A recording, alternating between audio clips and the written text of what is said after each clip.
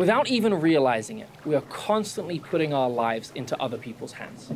Whether it be trusting that the other drivers on the roads aren't actually drunk, or that the people that laid the foundations in the buildings that we work and live in actually knew what they were doing, or that the pilots that fly the planes we're in know how to put the thing down just as well as they took it up. We are consistently exercising faith, because that's what faith is. Faith is trusting. Trusting that the person that you love most in the world will always be there for you, that you can rely on them. Trusting that they too love you in return.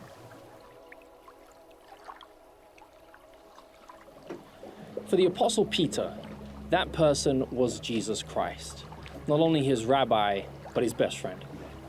One night, Peter was out at sea with his buddies when they caught a glimpse of what they perceived to be a ghost. But it's as though Peter instinctively knew that it was his Messiah.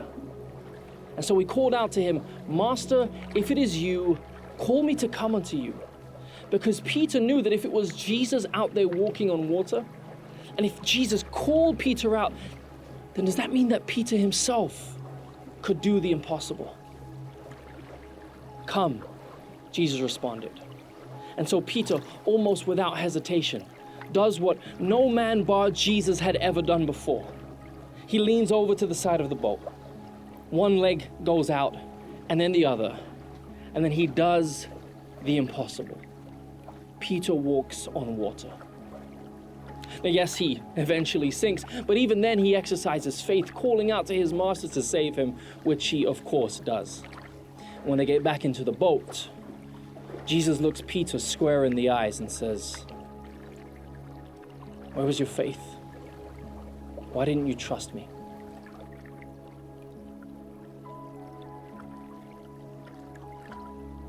Jesus was teaching Peter and the disciples and us that the only place that was ever truly deserving of our faith, of our trust, the only thing that we can actually rely on was the Word of God. After all, it was only when Jesus told Peter to come that he could even get out of the boat in the first place. Friends, God will never bid us to do something that He will not enable us to accomplish.